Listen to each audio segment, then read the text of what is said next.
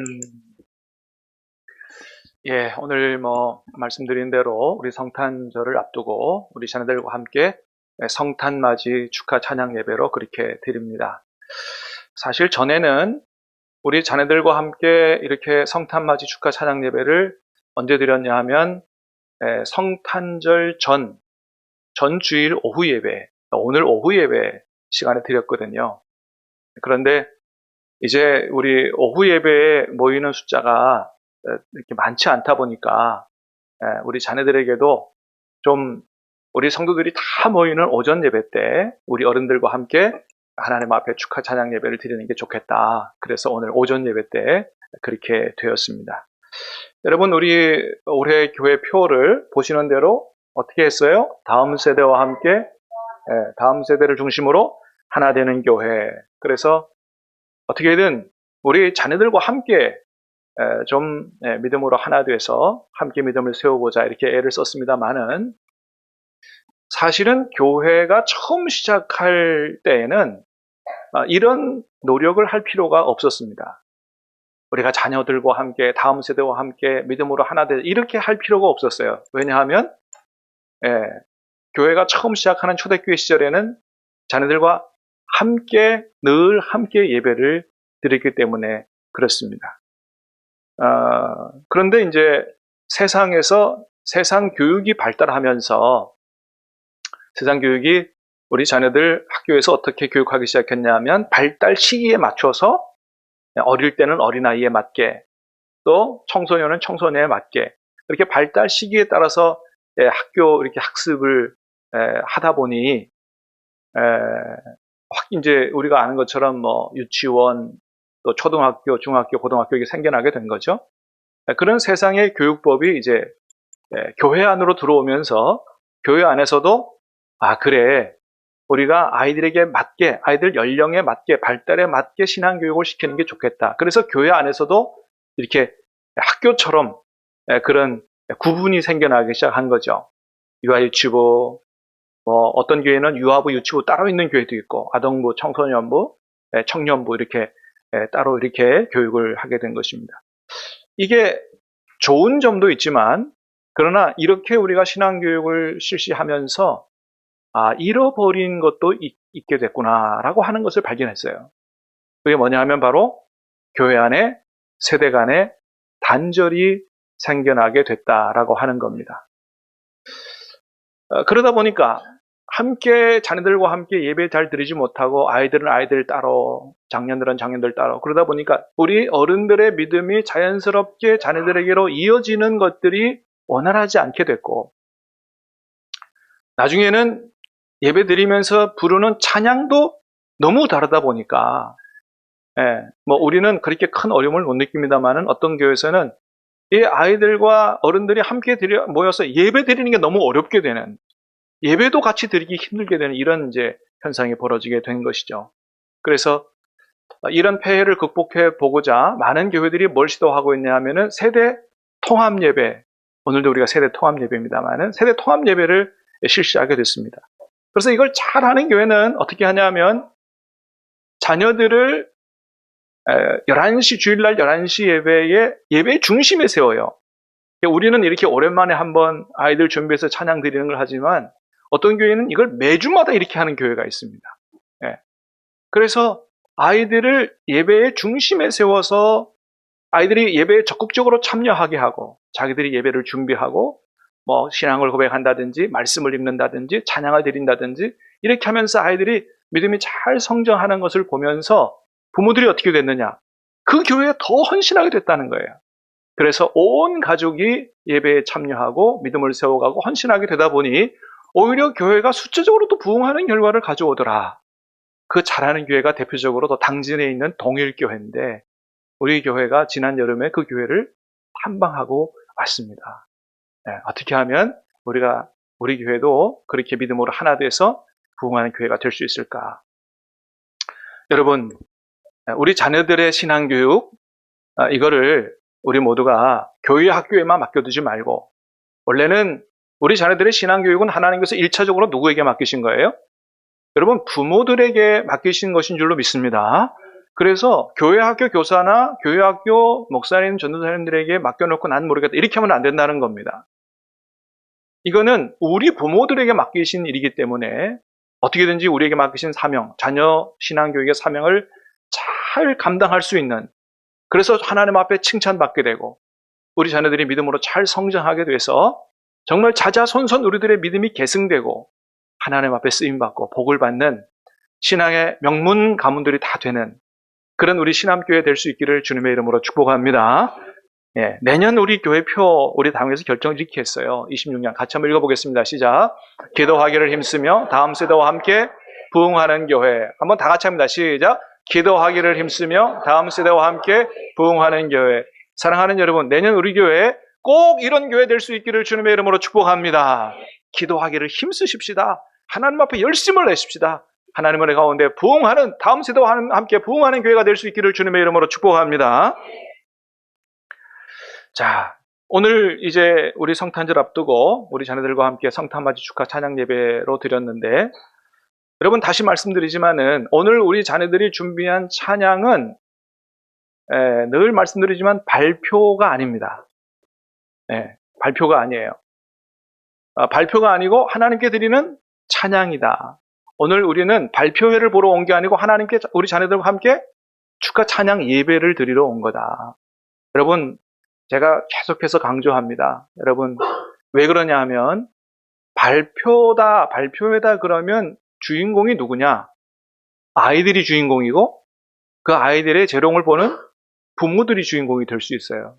우리는 그런 발표를 보려고 온 게 아닌 거거든요. 그래서 발표가 아니고 하나님 앞에 우리 자녀들이 준비하여 드리는 찬양 예배로 하나님께 올려드린다. 그래서 여러분, 오늘 주인공은 우리 자녀들이 아니고 누가 주인공이에요? 우리를 구원하러 오신 우리 구주 예수 그리스도께서 주인공이신 줄로 믿습니다. 성탄의 주인은 주님이세요. 그래서 오늘 우리가 드리는 거는 발표가 아니고 누구예요? 주인공이신 예수님 앞에 드리는 축하 찬양 예배다. 우리 아동부가 뭐 이렇게 했나요? 예수님 생신이라고, 예수님 생신 축하드린다고, 그런 선물로 드리는 거 너무 잘하셨어요. 여러분, 그래서 우리가 우리 자녀들에게 왜 오늘 같은 이런 시간, 이런 예배를 준비해서 피곤하고 힘들고 한데 왜 이런 것들을 준비해서 하나님 앞에 드리고 찬양 예배, 축하 찬양 예배를 드리는지에 대한 그 의미와 목적을 잘 가르쳐 줄 필요가 있다. 그래서 우리 자녀들이 준비해 드리는 이 찬양이 그냥 내 자랑, 장기 자랑 뽐내는 그게 아니고 정말 나를 구원하러 오신 예수님을 인격적으로 만나고 나를 구원해 준 주님 앞에 동방박사들이 준비해 드리는 황금, 유향, 모략과 같은 그런 선물과 그런 신앙 고백이 되도록, 그래서 우리 자녀들이 정말 믿음으로 잘 자라날 수 있도록 우리가 그것을 잘 가르쳐 줘야 된다라고 하는 겁니다. 여러분, 성탄절은 우리 자녀들 잘 들으세요. 우리가 선물 받는 날이 아니에요. 뭐 선물을 주고받기도 하지만 성탄절은 원래 우리가 선물 받는 날이 아니에요. 이미 하나님이 아주 오래전에 우리에게 너무나도 큰 선물을 주신 줄로 믿습니다.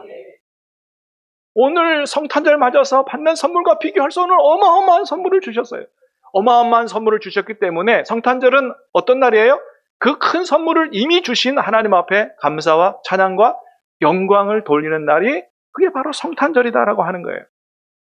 여러분, 하나님이 2000년 전에 우리에게 어마어마한 큰 선물, 가장 좋은 선물 주셨어요. 그 선물이 뭐예요?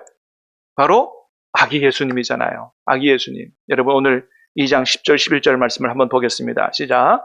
천사가 이르되 무서워하지 말라. 보라, 내가 온 백성에게 미칠 큰 기쁨의 좋은 소식을 너희에게 전하노라. 오늘 다윗의 동네에 너희를 위하여 구주가 나셨으니 곧 그리스도 주시니라. 아멘.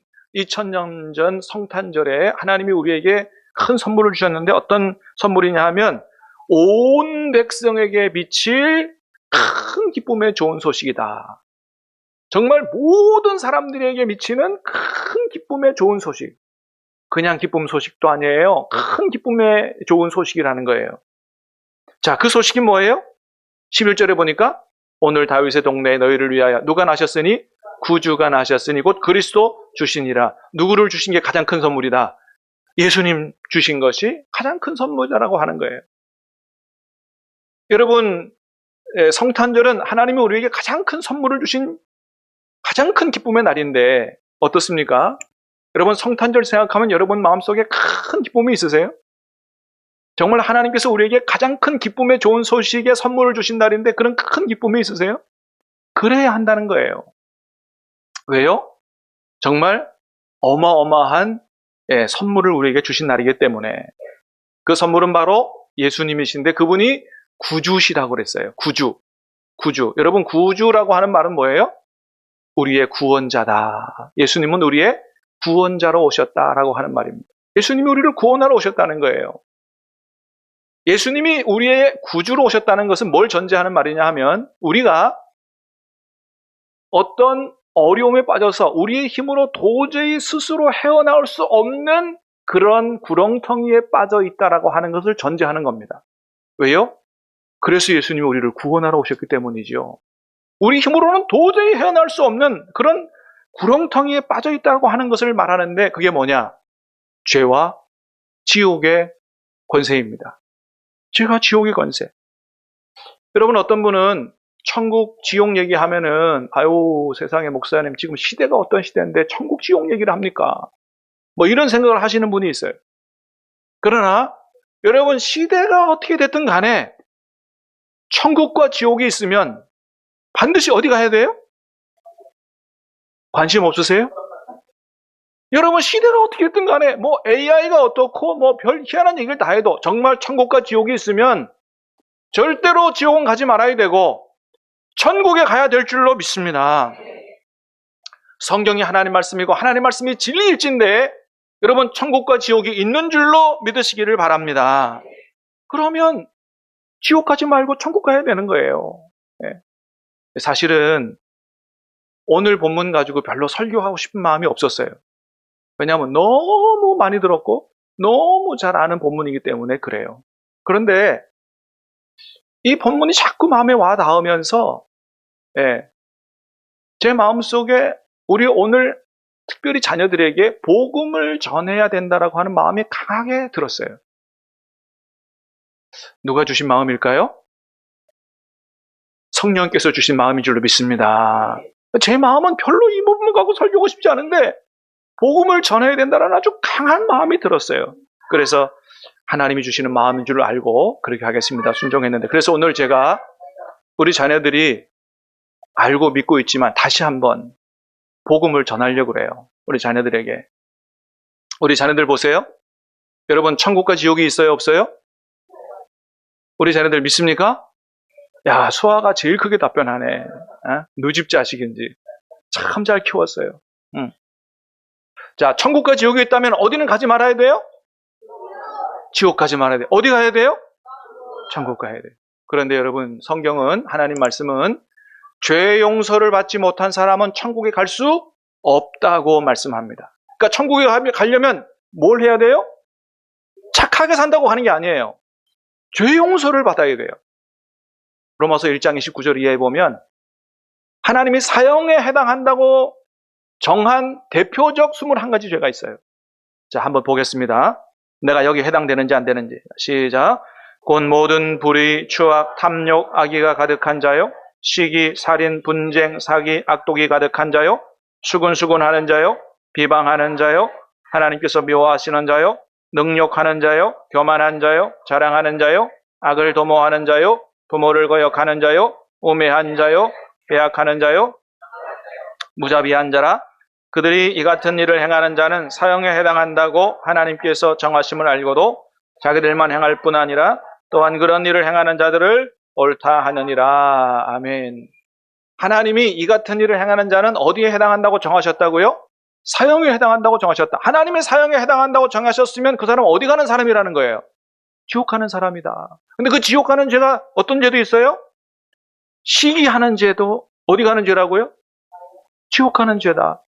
수근수근하고 남 험담하는 죄도 어디 가는 죄다? 이게 여러분 엄청난 죄라는 겁니다. 하나님 앞에. 우리는 가볍게 생각하지만 결코 그렇게 생각해서는 안 된다. 다른 사람 비방하는 사람, 자기 자랑으로 사는 사람. 우리 자녀들 보세요. 부모를 거역하는 죄는 어디 가는 죄라고요? 부모님 말씀 잘 들으시길 바랍니다. 거역하고 안 들었고 불순종했다면 회개하시기를 바라고. 그래요.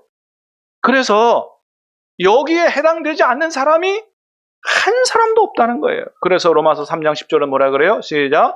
기록된 바 의인은 없나니 하나도 없으며 하나님 앞에 자기 스스로의 의롭고 착한 삶으로 구원받아 천국 갈 사람이 한 사람도 없다는 거예요.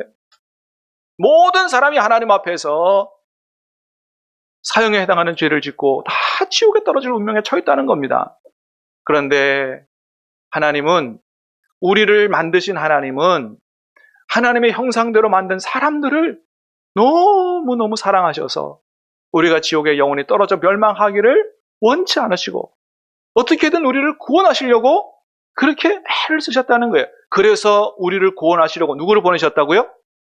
예수님을 보내셨다는 거예요. 하나님의 아들 예수님을 보내셨다는 거예요. 그리고 나중에 어디에 돌아가게? 십자가에서 피 흘려 돌아가게 하셨다는 겁니다. 2000년 전에 이 땅에 아기의 모습으로 오신 예수님은 단순히 축하 찬양받고 끝나는 게 아니고 나중에 어디 달려 돌아가신다고요? 십자가에 달려 돌아가신다. 누구를 위해서? 우리를 위해서. 우리의 죄를 씻어주시기 위해서 십자가에 달려 돌아가시게 됐다는 겁니다. 아니, 일부러 그런 목적을 가지고 오셨다는 거예요. 누구나 축하받고 이렇게 하는 이 성탄절, 주님이 오신 목적은 바로 십자가에 죽으시면서 그 피로 우리의 모든 죄를 씻어 우리를 구원하시려는 목적을 가지고 오셨다. 여러분, 왜 예수님이 우리를 구원하시는데 십자가에 고통스럽게 피 흘려 죽으셔야만 돼요? 우리의 죄는 뭐로밖에는 해결이 안 된다? 피로밖에는 해결이 안 된다. 그것이 하나님이 아주 오래전부터 정하신 유일한 방법이에요. 물로 가지고 씻을 수 없어요. 착한 일 한다고 죄가 없어지지 않아요. 죄는 오직 뭐로만 씻어진다고요? 피로만 씻어진다. 레위기 17장입니다. 시작. 육체의 생명은 피에 있음이라. 내가 이 피를 너희에게 주어 제단에 뿌려 너희 생명을 위하여 속죄하게 하였나니 생명이 피에 있으므로 피가 죄를 속하느니라. 아멘. 뭐가 죄를 씻어요? 피가. 그래서 우리가 죄 용서받고 죄 씻음 받고 구원받으려면 누군가 우리를 위해서 대신 피 흘려 줘야 되고 피 흘려 죽어야 되는데, 그런데 다른 사람은 우리 대신 죄를 짊어지고 죽어서 우리 죄를 해결할 만한 사람이 이 세상에는 하나도 없다 이거예요. 왜 없어요? 다 똑같은 하나님 앞에 사형수기 때문에, 사형에 해당하는 죄를 지었기 때문에 다른 사람의 죄를 담당할 만한 자격이 있는 사람이 한 사람도 없다는 겁니다. 그렇기 때문에 누가 오실 수밖에 없는 거예요? 죄 없으신 예수님이 인간의 몸을 입고, 왜 인간의 몸을 입고 오실 수밖에 없어요? 뭐를 흘려줘야 되기 때문에? 피를 흘려줘야 되기 때문에. 그래서 2000년 전 예수님이 인간의 몸을 입고, 아기 예수님의 몸을 입고 이 땅에 오시게 된 것입니다. 그래서 예수님도 당신이 오신 이유는 바로 너희의 죄를 위해서 피 흘려 죽으려고 왔다고 친히 말씀하셨어요. 마가복음입니다. 시작. 인자가 온 것은 섬김을 받으려 함이 아니라 도리어 섬기려 하고 자기 목숨을 많은 사람의 대속물로 주려 함이라. 대속물로 주려 한다는 말은 뭐예요? 한마디로 말하면 내가 너의 죄를 해결하고 너를 구원하기 위해서 대신 피 흘려 죽으러 왔다라고 말씀하셨어요. 천사도 그걸 분명히 얘기해 줍니다. 천사도 마태복음 1장입니다. 시작. 아들을 낳으리니 이름을 예수라 하라. 이는 자기 백성을 그들의 죄에서 구원할 자이심이라 하시니라. 아멘. 그렇습니다. 예수님은 우리를 어디에서 구원하실 분이라고요? 죄와 지옥의 권세 가운데서 구원하시러 오셨다라고 하는 겁니다. 그렇습니다. 여러분, 그래서 우리가 하나님 앞에서 나는 내가 지은 죄로 하나님 앞에 버림받아 영원히 지옥에 떨어질 수밖에 없는 그런 죄인인데 하나님이 나를 사랑하셔서 죄 없으신 예수님 이 땅에 보내셨고 그분이 십자가에서 피 흘려 돌아가심으로 내 죄를 해결하고 나를 구원하실 유일한 구세주라고 믿고 자기의 죄를 인정하고 회개하며 예수님을 영접하는 사람은 하나님이 우리의 모든 죄를 씻어주시고 우리를 새롭게 하여 구원하여 하나님의 자녀 삼아 주시는 줄로 믿습니다. 약속이 있어요. 요한복음 1장입니다. 시작. 영접하는 자 곧 그 이름을 믿는 자들에게는 하나님의 자녀가 되는 권세를 주셨으니 할렐루야. 예, 그 예수님의 이름을 믿는 자, 예수님이 정말로 나를 죄에서 지옥에서 건져내실 분이라고 믿고 영접하는 사람은 모든 죄를 용서해 주고 하나님의 자녀가 되는 권세를 주셨다는 거예요. 여러분 어떻습니까? 우리 자녀들 어때요? 정말 이 예수님, 성탄절에 태어나신 예수님, 그 예수님이 여러분을 죄와 지옥의 권세에서 건져내실 유일한 구세주이심을 믿고 여러분의 마음에 영접하십니까? 왜 이렇게 아멘이 작아요? 영접 안 해요? 여러분 영접하시겠습니까? 한 분도 빠짐없이 영접하시기를 주님의 이름으로 축복합니다. 그러면 지옥에 가지 않고 천국에 갈 수 있는 그런 권세가 주어진다고 하는 거예요. 여러분, 이거보다 더 큰 선물이 어디 있어요? 영원히 지옥에 떨어져 영원히 고통받고 멸망할 수밖에 없는 우리에게 우리의 죄를 해결해서 우리를 천국 가게 하시는 이런 선물을 주셨으니 여러분, 하나님이 주신 이 선물보다 더 큰 선물이 어디 있느냐라고 하는 거죠. 그래서 성탄절은 하나님으로부터 우리가 엄청나고 가장 큰 선물을 받은 날이다. 그러니 하나님 앞에 뭘 드릴 수밖에 없다. 기뻐하며 감사, 찬양을 드릴 수밖에 없다. 그게 2000년 전의 성탄절의 모습이에요. 13절, 14절입니다. 시작.